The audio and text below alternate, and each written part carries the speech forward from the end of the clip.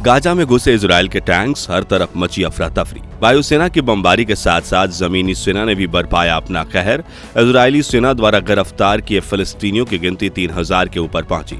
Indonesian hospital में medical supply हुई खत्म, सैकड़ों लोगों की जान मुसीबत में। हमास ने युद्ध विराम संधि करने की पेशकश। जी हां दोस्तों, इजराइल और हमास के बीच चल रही जंग अब उस मोड़ पर आन खड़ी हुई है जहां इसे जल्द से जल्द रोकना बहुत जरूरी हो गया है, वरना इस लड़ाई की चिंगारी से एक ऐसी आग भड़क उठेगी जिससे दुनिया का कोई भी देश नहीं बच पाएगा। 45 दिन लगातार बमबारी करने के बाद इजराइल अब गाजा में अपनी जमीनी सेना की संख्या को भी लगातार बढ़ा रहा है। गाजा की गलियों में इजराइल के टैंक ऐसे घूम रहे हैं जैसे ये सड़क पर चलने वाले रिक्शे हों। इजरायली सेना हर रोज गाजा के अलग अलग हिस्सों पर छापे मारकर उन्हें अपना अधिकार बना रही है और शिकार भी कर रही है। खासतौर से हॉस्पिटल और रिफ्यूजी कैंप्स पर रोजाना हमले किए जा रहे हैं। गाजा की हेल्थ मिनिस्ट्री का कहना है कि उत्तरी गाजा में अब एक भी हॉस्पिटल बाकी नहीं बचा है क्योंकि इजराइल की वायुसेना बमबारी करके उन सबको तबाह कर चुकी है। इसी के चलते दूसरे इलाकों में जो हॉस्पिटल मौजूद हैं वो डबल कैपेसिटी पर चल रहे हैं। गाजा में मरने वाले लोगों का डेथ टोल 13,500 के आंकड़े को टच करने वाला है। और इतना ही नहीं, इस जंग में इजरायली सेना द्वारा गिरफ्तार किए फिलिस्तीनियों की संख्या 3000 को क्रॉस कर चुकी है। दुनिया भर के कई देश इस लड़ाई को रुकवाने की कोशिश में लगे हुए हैं और 45 दिनों के नरसंहार के बाद पहली बार इस युद्ध को रोकने की खबर सामने आई है। असल में हमास की तरफ से ये जानकारी दी गई है कि वो इजराइल के साथ युद्ध विराम संधि करने की दिशा में कदम उठा रहा है। अब हमास इजराइल के साथ युद्ध विराम संधि किस तरह करने वाला है, इस संधि की बदौलत युद्ध कितने दिनों के लिए रोका जाएगा और इस जंग में तुरंत सीज फायर होना इतना जरूरी क्यों है, ये सब कुछ आज हम आपको इस वीडियो में बताने वाले हैं। तो हमारे साथ बिना स्किप किए अंत तक जरूर बने रहिए। साथ ही अगर आप चैनल पर नए हैं तो ऐसे ही अपडेट्स पाने के लिए सब्सक्राइब करना बिल्कुल भी ना भूलें। दोस्तों, इजराइल और हमास के बीच शुरू हुई जंग को अब 50 दिन पूरे होने जा रहे हैं, लेकिन इस लड़ाई की आग अभी भी थमने का नाम नहीं ले रही है। इस जंग में हजारों लोग मारे जा चुके हैं और हर रोज मरने वाले लोगों के आंकड़ों में सैकड़ों के हिसाब से बढ़ोतरी हो रही है। जैसा कि हमने बताया, इजराइल की सेना ने उत्तरी गाजा के इलाके को पूरी तरह बर्बाद कर दिया है क्योंकि 7 अक्टूबर को जब ये जंग शुरू हुई थी तभी से इजराइल की वायुसेना इस इलाके पर लगातार बमबारी कर रही है। इस इलाके में हुई इस तबाही का अंदाजा आप इसी बात से लगा सकते हैं कि यहाँ एक हॉस्पिटल तक नहीं बचा है। दरअसल गाजा की हेल्थ मिनिस्ट्री ने अभी एक रिपोर्ट पब्लिश की है जिसके अनुसार उत्तरी गाजा में अब एक भी हॉस्पिटल बाकी नहीं बचा है।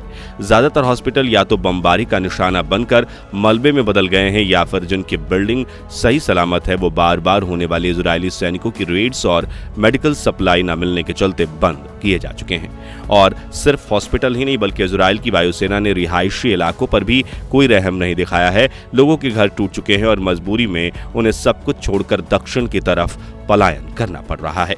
दरअसल इस पलायन का कारण भी इजराइल की सेना ही है क्योंकि उन्हीं ने लोगों को ये इलाका खाली करने का आदेश दिया है क्योंकि इजराइल पूरे उत्तरी गाजा को अपने अधिकार में लेना चाहता है और देखा जाए तो वो अपने इस मंसूबे में काफी हद तक कामयाब भी हो चुका है।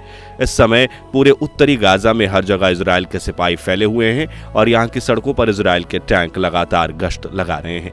इन सैनिकों का काम बाकी रह गए नागरिकों को यहाँ से खदेड़ना है। यहाँ इनका टारगेट यही है, फिर चाहे इसके लिए उन्हें किसी की जान ही क्यों ना लेनी पड़े। यही वजह है कि पिछले एक हफ्ते से इंडोनेशियन हॉस्पिटल पर लगातार हमले किए जा रहे हैं। और जानकारी के लिए बता दें कि इंडोनेशियन हॉस्पिटल गाजा पट्टी के सबसे प्रमुख अस्पतालों में से एक है।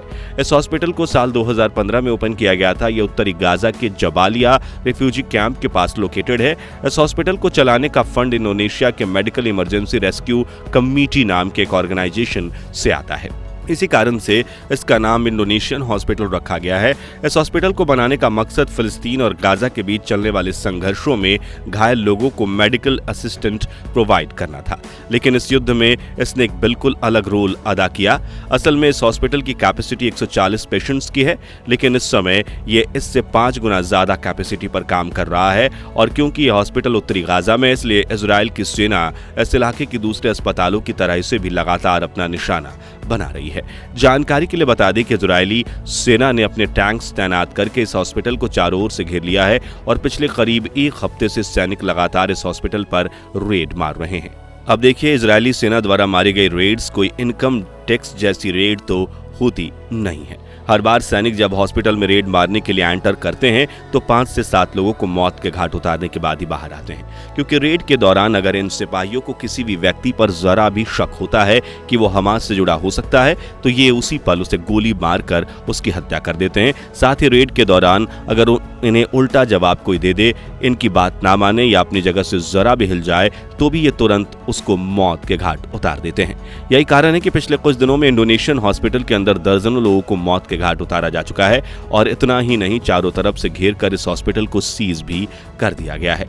यानी इस समय ना तो कोई इस हॉस्पिटल से बाहर निकल सकता है और ना ही बाहर का कोई व्यक्ति अंदर जा सकता है। यहाँ तक कि अंदर मेडिकल सप्लाई के जाने पर भी रोक लगाई गई है। अंदर मौजूद डॉक्टर ने चेतावनी दी है कि उनके पास दवाइयां खत्म हो चुकी है और अगर जल्दी ही सीज को नहीं तोड़ा गया तो सैकड़ों लोगों की जान पर बन आएगी। रिपोर्ट्स की माने तो इस समय हॉस्पिटल में कम से कम 500 पेशेंट्स मौजूद हैं, क्योंकि इस युद्ध की वजह से बेघर हुए लोग यहां शरण ले रहे थे। ये वीडियो बनाते समय इस हॉस्पिटल में मौजूद लोगों की हालत बहुत ज्यादा खराब हो चुकी है, क्योंकि अंदर सिर्फ दवाइयां ही नहीं बल्कि खाने पीने का सामान भी खत्म हो गया है। और चांसेस यही हैं कि इजरायली सेना अब अंदर मौजूद लोगों को हॉस्पिटल खाली कराने का आदेश देगी, क्योंकि कुछ दिन पहले अल शिफा हॉस्पिटल के साथ भी ऐसा ही किया गया था। दरअसल उस हॉस्पिटल पर भी इजरायली सेना ने इसी तरह रेड्स मारी थी और कई दिन के लिए सीज करने के बाद लोगों को यह हॉस्पिटल खाली करने का आदेश दे दिया था। ऐसे में हो सकता है कि जब तक ये वीडियो आपके पास तक पहुंचे इंडोनेशियन हॉस्पिटल को भी खाली करने का आदेश दिया जा चुका हो।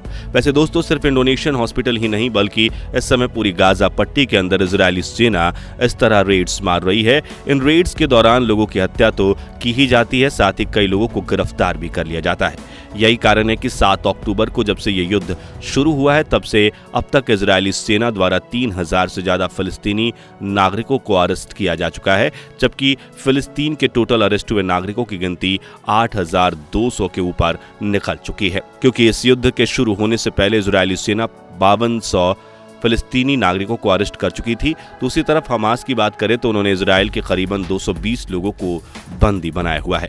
इन्हीं बंदियों को छुड़ाने के लिए इस लड़ाई में 13,000 से ज्यादा बेगुनाह लोगों को मौत के घाट उतारा जा चुका है।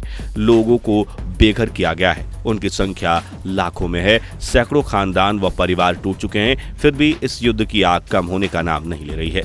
अभी भी इजराइल की सेना गाजा पट्टी के अलग अलग इलाकों में लगातार बमबारी कर रही है और इसी नरसंहार को रोकने के लिए पिछले कई हफ्तों से सीज फायर कराने की जो कोशिशें जारी हैं उनमें उम्मीद की एक नई राह नजर आ रही है। दरअसल ताज़ा अपडेट्स के अनुसार हमास और इजराइल के बीच युद्ध विराम का एक समझौता लगभग हो ही गया है। ये संधि कराने में कतर बिचौलिए की भूमिका निभा रहा है। अभी तक मिली जानकारी के अनुसार हमास इजराइल के कुछ बंदियों को छोड़ने के लिए राजी हो गया है, लेकिन उसने शर्त रखी है कि बदले में इजराइल भी अपने जेलों में कैद किए फिलिस्तीनी नागरिकों को रिहा करेगा। हमास का कहना है कि वो 5 दिन के अंदर धीरे धीरे करके बंदियों को छोड़ेगा, यानी इस संधि की बदौलत जंग में कम से कम 5 दिन का युद्ध विराम देखने को मिल सकता है। अभी की बात करें तो दोनों ही पार्टियां इस संधि को फाइनलाइज करने में जुटी हुई हैं और हो सकता है कि अब तक आपको ये वीडियो जब तक मिले तब तक इस लड़ाई में कुछ अंतराल के लिए शांति बहाल हो चुकी हो।